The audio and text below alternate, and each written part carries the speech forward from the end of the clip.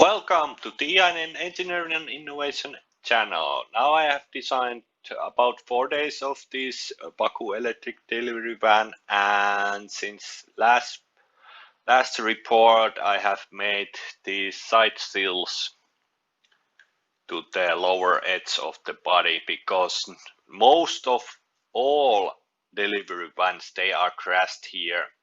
They are driven somewhere and then you break the body panels.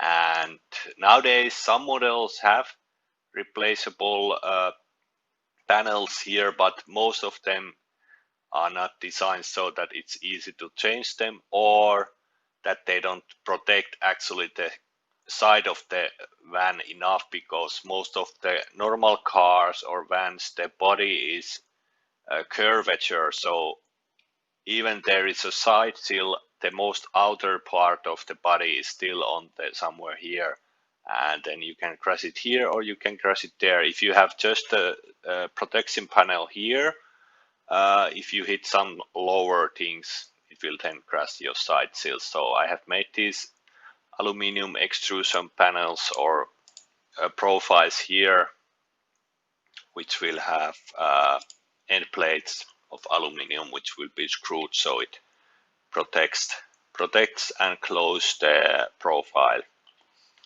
The profiles will be fastened by screws, so here will become a screw pattern, and it will have glued to the body or riveted a panel where the part which has threads is under this part.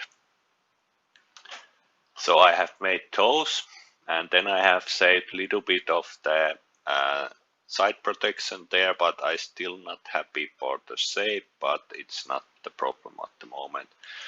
I have widened the windscreen 50 millimeters on each side, so now the A pillar is not so massive and it will have much better visibility. But then the bigger thing what I have done is that I have installed or made the front of the van semi-ready. So I have DRL day running lights here and turning lights, and then big LED low and high beam 7-inch lamps there. For the front, I'm still thinking how I will make the cut lines so the bumper is easy to change. Will it be just this lower part and extend it a little bit further so there's more crash safety zone there, or will I make a little bit bigger part and bump it a little bit forward there?